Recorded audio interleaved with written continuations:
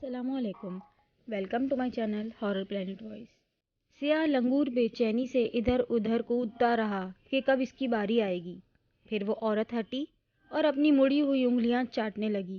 सियाह लंगूर के हटते ही धप से कूदा और लाश नोचकर खाने लगा। पूरी लाश चट करके लंगूर बेताबी से जमीन पर लगे खून को जुबान से चाटने लगा। इसने हड्डियां तक अपने पेट में उतार ली थी। बड़ा ही भूखा है तू। एक पुरुष से तेरा पेट नहीं भरा। हाँ, भरेगा कैसे? तेरी भूख तो नारी के नरम मांस से मिटती है ना। उस औरत ने कहा तो लंगूर अपने दांत निकालने लगा। गायत्री ने निर्मला से पूछा, बहू तुम्हारे ससुर जी आ गए नीचे? नहीं माँ जी, आज तो बाबूजी काफी समय से नीचे नहीं आए हैं। इतने में मोहित भी आ गया। तो गायत्री देवी ने इसे मानिक चंद को बुलाने ऊपर भेजा। ऊपर कमरा खाली था और रेडियो बज रहा था। मोहित ने इसे बंद किया और नीचे आकर माँ को बताया। गायत्री और निर्मला हैरान थीं क्योंकि दरवाजे का कुंडा अंदर से चढ़ा हुआ था। इसका मतलब है कि मानिक चंद बाहर नहीं गए, तो आखिर कहाँ गायब हो गए? पूरा घर छान मारा, आस पड़ोस से पता किया, ग्राहकों से मालूम किया, मगर किसी को कुछ पता न था कि मानिक चंद कहाँ गए। सब परेशान थे मगर कुछ न कर पाए। सारे झमेले अकेला मोहित देखने के साथ घर वालों को भी संभाल रहा था। निर्मला के सोने के बाद इसे नींद नहीं आ रही। वो बाहर सहन में खटोले पर आकर लेट गया। वो सारे वाकयात के बारे में सोच रहा था। ठंडी हवा चली तो मोहित की आंख लग गई। मोहित को अपनी कलाई पर किसी की गिरफ्त का एहसास हुआ। उसने नींद भरी आंख खोली तो कोई बैठा उसकी कलाई थामे हुए था।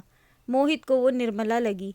मोहित ने कहा, सो जा भागवान, सब ठीक हो जाएगा। पिताजी आ जाएंगे तो फिक्रमंद ना हो। अब क्या चिता से उठकर आएगा तेरा बाप? उस औरत ने गरज कर कहा तो मोहित की नींद उड़ गई। मोहित को करंट लगा और एकदम उठकर भागा और कमरे के बजाय घर में बने मंदिर में घुस गया। सामने सारा सहन खाली था। मोहित वहीं बैठे बैठे सो गया। सवेरे गायत्री और निर्मला ने आकर उसे जगाया। मोहित ने उठकर बताया, रात सहन में कोई औरत थी। औरत? मगर बेटा, यहाँ तो औरत का नामो निशान न था। शायद ये तेरा वहम होगा, वैसे भी तू बहुत परेशान है। गायत्री देवी की बात पर मोहित सर हिलाकर रह गया। गायत्री देवी गहरी नींद में थी जब इन्हें किसी ने आवाज़ दी, माँ जी। गायत्री उठी तो इन्हें दरवाजे से निकलता हुआ कोई दिखा और पल्लू लहराया। गायत्री समझी कि निर्मला किसी काम से आई थी और मुझे सोता पाकर वापस चली गई। मगर जब गायत्री ने वक्त देखा तो रात के 2:15 बज रहे थे। निर्मला इस वक्त कहीं कोई चिंता की बात तो नहीं, ये सोचकर गायत्री तीर की तरह बिस्तर से निकली और कमरे से सहन में आई। मगर वहाँ निर्मला के बजाय राधा सामने छत पर जाती सीढ़ियों पर नजर आई। राधा तो सकते में थी, ये ठीक हो गई? ये तो खुशी की बात है। गायत्री को खुशी हुई। वो तेजी से राधा के पीछे सीढ़ियां चढ़ने लगी और राधा तक पहुंचकर उन्होंने राधा के शाने पर हाथ रखकर इसे अपनी तरफ मोड़ा। राधा के मुड़ते ही गायत्री की खुशी हवा हो गई। राधा की आंखें बंद थीं जो उसने पटकर खोल दी। इसके डेले सफ़ेद थे और पुतली गायब। राधा ने अजीब सी खौफनाक आवाज़ निकालकर रोना शुरू कर दिया। गायत्री खौफजदा हो गई। फिर राधा ने अपने हाथ को मुंह के करीब ले जाकर इशारा किया और अपना मुंह खोल दिया। अब जो गायत्री की नज़र राधा के मुंह पर पड़ी वो लड़खड़ा गई। राधा के खुले मुंह में खून भरा हुआ था जो बाँछों से बहने लगा था और अंदर सब खाली था। राधा की ज़बान गायब थी। एकदम गायत्री की साड़ी किसी चीज़ से खिंची। गायत्री का संतुलन बिगड़ा और वो लुढ़कती हुई सीढ़ियों से नीचे आ पड़ी। उनका सर ज़मीन से टकराया तो उनकी आंखों में तारे नाच गए। वो बड़ी मुश्किल से उठकर बैठ गईं। उनका सर अभी तक घूम रहा था। गायत्री को पीछे से किसी ने दबोच लिया। वो किसी के हाथ थे जिन्होंने उनको दोनों तरफ से जकड़ रखा था। गायत्री ने गर्दन मोड़ी तो पीछे एक खौफनाक सियाह लंगूर अपने बड़े बड़े दांत निकाले खैं खैं कर रहा था। गायत्री की जान निकल गई। उस लंगूर ने गायत्री के अपने नाखून चुभना शुरू कर दिए। फिर एकदम अपने नोकीले दांत गायत्री के गाल में पेवस्त कर दिए। गायत्री को लगा किसी ने गर्म सलाखें उनके चेहरे में घुसा दी हों। इस लंगूर ने गायत्री के गाल का गोश्त दांतों से काटकर अलग कर दिया। गायत्री सर से पैर तक झनझना गईं और अपनी टांग पीछे मोड़कर भरपूर ताकत से लात लंगूर के पेट में मारी। लंगूर की गिरफ्त छुटी तो गायत्री ने दौड़कर बाहर जाने का दरवाज़ा खोला और घर से निकल आईं। इस वक्त इन्हें कुछ सूझ नहीं रहा था। लंगूर भी छलांगे मारता उनके पीछे आ रहा था। गायत्री भागते भागते थकने लगी। वो शैतानी सियाह लंगूर था, उसका फासला गायत्री से कम हो गया। इससे पहले कि गायत्री की हिम्मत जवाब दे जाती, वो लंगूर इन्हें दबोच लेता। सामने मंदिर की सीढ़ियाँ गायत्री को नजर आईं। वो बेतहाशा दौड़ती हुई मंदिर की सीढ़ियां चढ़ने लगी और ऊपर मंदिर में पहुंचकर उन्होंने नीचे देखा तो शैतानी सिया लंगूर गजबनाक अंदाज से उछल रहा था। वो मंदिर की सीढ़ी के पास आता और एकदम उछलकर पीछे हट जाता। काफ़ी देर ऐसा होता रहा, फिर वो वहाँ से पलट गया। गायत्री वहीं मंदिर में ढेर हो गई। गायत्री की आंख खुली तो उन्होंने इधर उधर देखा, वो मंदिर ही में थी। सामने ही कुछ दूर एक बहुत उम्र रसीदा मुंश बैठे हुए थे। गायत्री एकदम उठी और नीचे सीढ़ियों की जानिब इशारा करते हुए बोली, वो नीचे लंग लंग मगर इनके अल्फाज उनका साथ न दे सके और उन्होंने रोना शुरू कर दिया। उन बाबा ने अपना हाथ ऊपर उठाया और बोले, शांत हो जा बेटी, चिंता काहे की, इधर आ हमारे पास। गायत्री उनके पास जाकर बैठ गई। इनके गाल का मांस गायब था। इन बाबा ने अपना दाहिना हाथ गायत्री के गाल पर फेरा तो उनका जख्म फौरन भर गया। गायत्री को अपने अंदर ठंडक सी उतरती हुई महसूस होने लगी। गायत्री ने रोते हुए रात के उस समय अपने मंदिर में होने का कारण बताया तो उन बाबा ने आंखें बंद कर लीं। पल भर में उन्होंने चौंक कर आंखें खोली तो उनके माथे पर चिंता की लकीरें साफ दिख रही थीं। तेरे परिवार पर एक बहुत पुरानी चुड़ैल का साया पड़ गया है। वो तेरे पूरे का पूरा खानदान ख़त्म कर देगी और सबसे चिंता की बात यह है कि उसने तेरे बेटे के साथ फेरे लेकर इसे अपना पति मान लिया है और ये न्योता उसे तेरे बेटे ने खुद दिया था। वो तेरे पूरे खानदान को ख़त्म करने के बाद उसको अपने साथ ले जाएगी। अभी इसे शक्ति प्राप्त करनी है और इस कार्य में इसका चेला शैतानी बदरू भी शामिल है, जिसने एक सियाह लंगूर के शरीर में प्रवेश किया हुआ है। वो बाबा जी खामोश हो गए। इतने में मंदिर के अंदर से एक दासी उन्हें बुलाने के लिए आई। तू यहीं ठहर, हम अभी आते हैं। और दासी को गायत्री के पास ठहरने का आदेश देकर अंदर चले गए। ये कौन है? गायत्री ने दासी से प्रश्न किया। आदर से नाम ले मूर्ख, जानती है किसके बारे में बात कर रही है? दासी ने तर्श लहजे में कहा। गायत्री ने कहा, मैं क्षमा चाहती हूँ, मंदिर के पुजारी को तो हम जानते हैं मगर इनको पहली बार देखा है। उस दासी ने कहा कि तू किस्मत की धनी है जो तुझे आज पंडित गोस्वामी विजय महाराज का दीदार करने को मिला और उन्होंने तुझे इतना समय दे दिया बिना किसी इंतज़ार के, वरना न सिर्फ इनसे झलक देखने को लोग लाख पैदल चल के आते हैं बल्कि कई दिनों बाद इनका दीदार कर पाते हैं। इतनी लंबी कतारें होती हैं कि इनके भक्तों की। आज इस मंदिर में गोस्वामी महाराज 40 वर्षों बाद पधारे हैं, दासी ने बताया। इतने में गोस्वामी महाराज आ गए। दासी हाथ जोड़े निगाहें नीचे किए एक तरफ हो गई।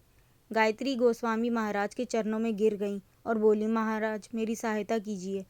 इन्होंने गायत्री के शानों को थामकर ऊपर उठाया और बोले, हम अवश्य तेरी सहायता करेंगे। संकट में किसी की सहायता करना तो हर मनुष्य का कर्तव्य है और पुण्य का काम भी।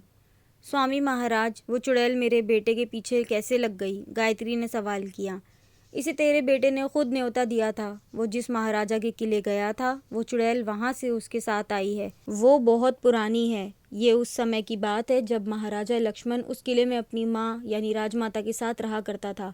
जब राजमाता बहुत बीमार हुई और बिस्तर से जा लगी तो उन्होंने अपने मरने से पहले आखिरी इच्छा महाराजा के सामने रखी। वो महाराजा लक्ष्मण के वंश को आगे बढ़ाने के लिए अपने सामने उसका विवाह करवाना चाहती थी। महाराजा लक्ष्मण के लिए राजमाता का आदेश पत्थर पर लकीर था। इसके करीबी साथियों और वफादारों ने बहुत सी राजकुमारियों के बारे में महाराजा लक्ष्मण को बताया, मगर राजा के दुर्भाग्य ने इसको अजीब हालात से दो चार कर दिया। महाराजा लक्ष्मण अपने मित्र शमशेर सिंह के बुलावे पर उसकी जागीर गया और उसकी मुलाकात रास्ते में एक कमसिन सुंदर कंवारी कन्या से हो गई। महाराजा लक्ष्मण को वो फौरन भाग गई और बिना किसी जानकारी के महाराजा लक्ष्मण ने उससे विवाह कर लिया और राजमाता के सामने लाकर पेश कर दिया। राजमाता इतनी बीमार थीं कि बामुश्किल उन्होंने दोनों को आशीर्वाद दिया और विवाह के 2 रोज़ बाद ही राजमाता परलोक सुधार गईं। महारानी पद्मिनी की सुंदरता ने महाराजा लक्ष्मण को बुरी तरह अपने जाल में लपेट रखा था और उसी सुंदरता के कारण उसने पद्मिनी को अपनी धर्म पत्नी बनाया था।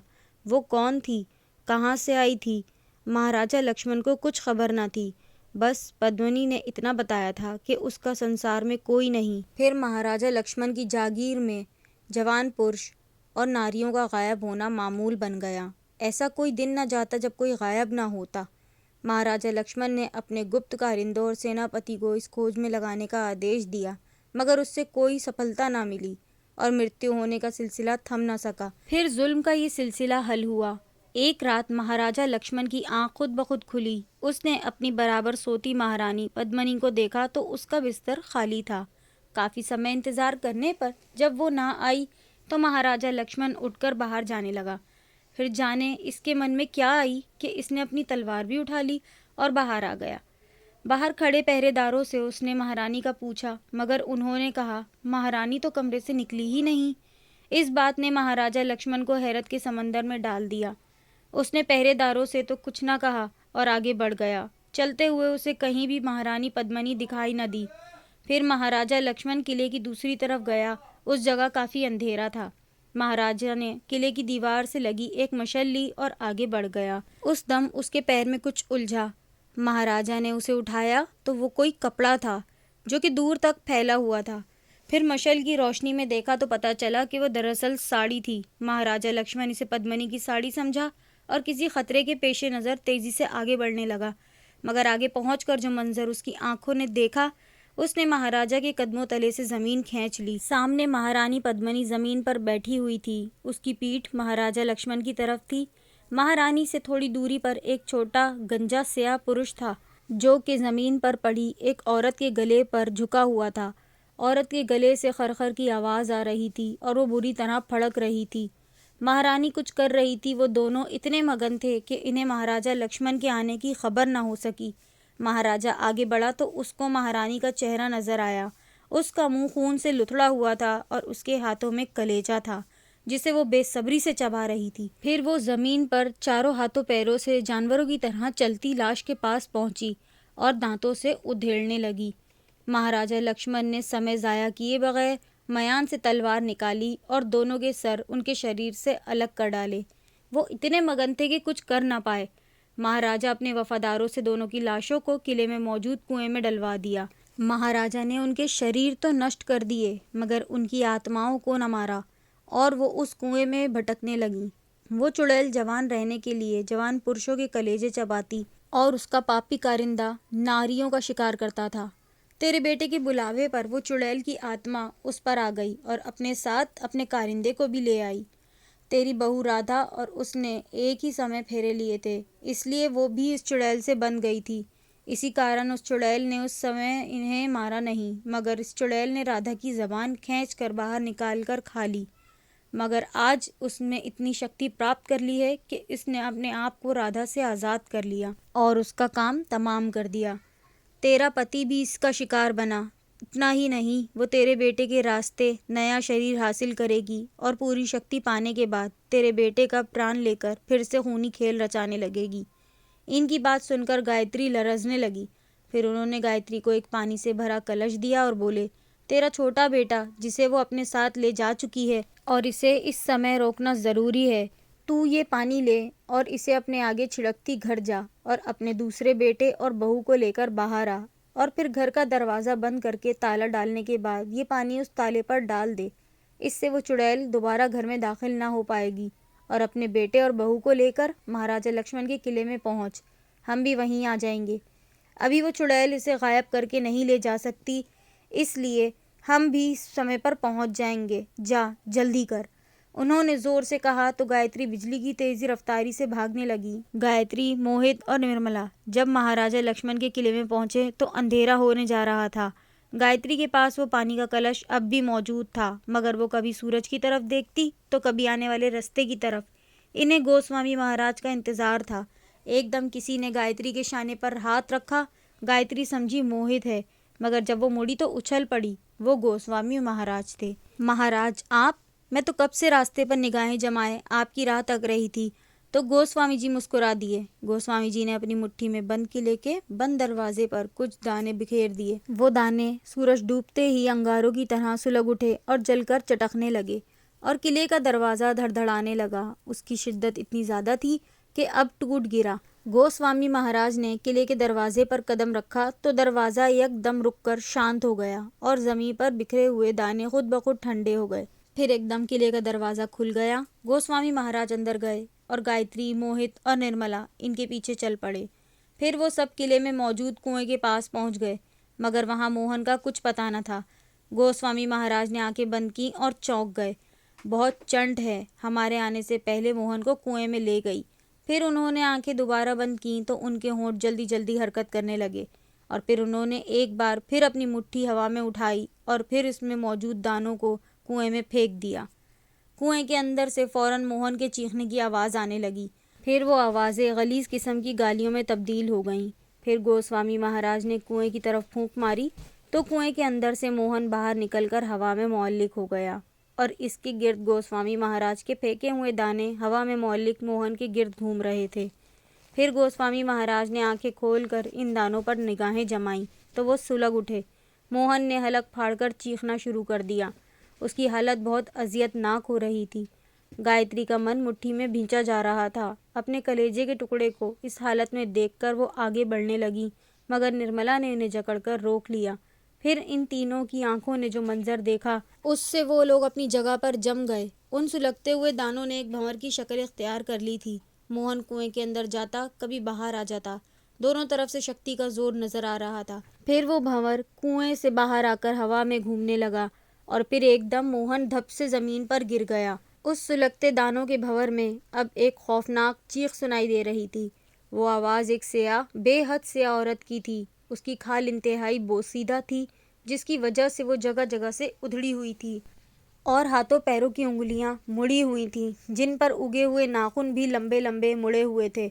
फिर गोस्वामी महाराज पढ़ते पढ़ते चौंक पड़े। उन्होंने दोबारा अपनी आंखें बंद कर लीं। अचानक कुएं के बराबर लगे दरख्त में से एक लंगूर के चीखने की आवाज़ आई और फिर गोस्वामी महाराज ने उसी दरख्त पर निगाह जमाई और फिर पल भर में उस दरख्त में आग भड़क उठी। आग के लगते ही दरख्त से एक स्याह लंगूर धप से ज़मीन पर आ गिरा और एकदम उठकर भागने लगा, मगर किसी ने उसे दुम से पकड़कर हवा में लटका दिया। किसने लटकाया वो नजर नहीं आ रहा था। स्याह लंगूर हवा में लटका चीखें मार मार कर कुछ देर बाद जमीन पर धप से गिर गया और फिर हवा में एक स्याह वजूद मुअल्लिक हो गया। स्याह और बेइंतहा खौफनाक लंबे लंबे दांत और सुर्ख खून में डूबी हुई बड़ी बड़ी गोल आंखें, सर गंजा। फिर उसके वजूद में आग भड़क उठी। दोनों जलते हुए चीखें मार रहे थे और फिजा में गलीज बू रच गई थी। फिर उन भयानक आत्माओं की चीखें मध्यम होती चली गईं और फिर दोनों जलकर ख़त्म हो गए। फिजा में भड़कती आग ठंडी पड़ गई। अब तो सब ठीक है ना गोस्वामी महाराज? गायत्री ने बेताबी से पूछा। गोस्वामी महाराज धीरे से सर उठाकर बोले, देख गायत्री, होनी को कोई चाहकर भी नहीं रोक सकता। वो पापी तो अपने अंजाम को पहुंच गए, मगर जाते हुए वो चुड़ैल अपना वार कर गई।